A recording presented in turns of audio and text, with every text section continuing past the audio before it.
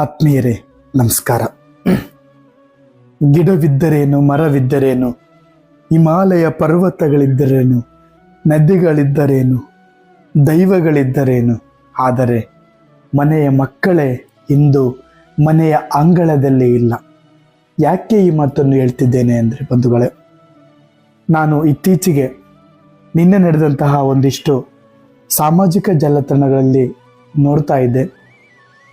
ಮನೆಯ ಮಕ್ಕಳೇ ಮನೆಯ ಅಂಗಳದಲ್ಲಿ ಇಲ್ಲ.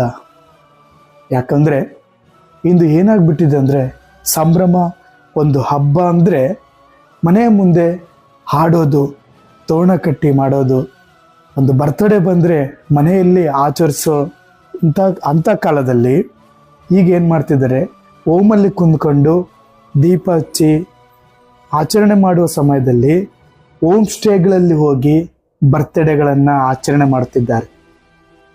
ಬಾರು ಪಬ್ಬುಗಳಲ್ಲಿ ಸಂಭ್ರಮಿಸುತ್ತಿದ್ದಾರೆ ಬೇರೆ ಬೇರೆ ಹಬ್ಬಗಳನ್ನು. ಹಾಗಾಗಿ ಈ ಲೈನು ಯಾಕೆ ಹೇಳಿದ್ನೆ ಅಂದರೆ, ಬಹಳ ರಿಲೇಟೆಡ್ ಅನಿಸುತ್ತೆ ನಮ್ಮ ಈ ವಾಸ್ತವ ಯುವಕರಿಗೆ.